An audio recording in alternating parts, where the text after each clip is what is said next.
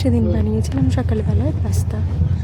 Pasta খেতে মোটামুটি আমার বর ভীষণই ভালোবাসে, তো সেই জন্য পাস্তা বানিয়েছিলাম। আর মা ছিল যখন, তো ভাবলাম মাকেও একটু পাস্তা বানিয়ে খাওয়াই। আর এদিকে দেখো, আমি না ছাড়ালে কখনোই ছাড়ানো হয় না, তো মা ছিল বলে মা ছাড়িয়ে ওকে দিচ্ছিল আর আমাকে দিয়েছিল। আর এদিকে ছেলের জন্য বানিয়ে নিয়েছিলাম একটু ডালিয়া। আর আমাদের তো টিফিনে পাস্তা আছেই, কিন্তু ওর ডালিয়ার দিকে কোনো নজর নেই, পাস্তার দিকে নজর। দেখো, তো যাই হোক, এদিকে আবার সস দিচ্ছিল ওকে। আমার বড় আবার নিজের কোনো কিছুতেই সস খেতে ভীষণ ভালোবাসে।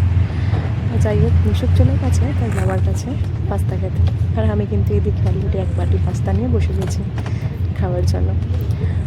আমি এখন আরাম করে পাস্তাটা খেয়ে নিই, তার কারণ একটু পরে মিশুককে খাওয়াতে হবে।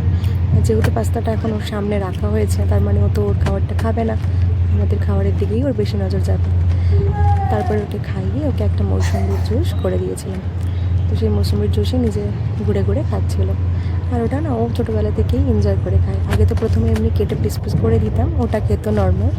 এখন ইদানিংকালে ওকে এভাবে একটু জুস করে দিই, কারণ ওটা খেতে গেলে অনেকটা জুস না ও হাত বেয়ে মানে গায়ে হয়ে যায়, তো সেই জন্য। আর এদিকে মায়ের কাণ্ড দেখো, সারাদিন জামা কাপড় মিলছে, কোনটা শুকাচ্ছে ওটা তুলে নিয়ে আসে, ভাঁজ করে গুছিয়ে। দেখো কতটাই আমার হেল্প হচ্ছে যে তোমাদের কী বলবো। যাই হোক, আমরা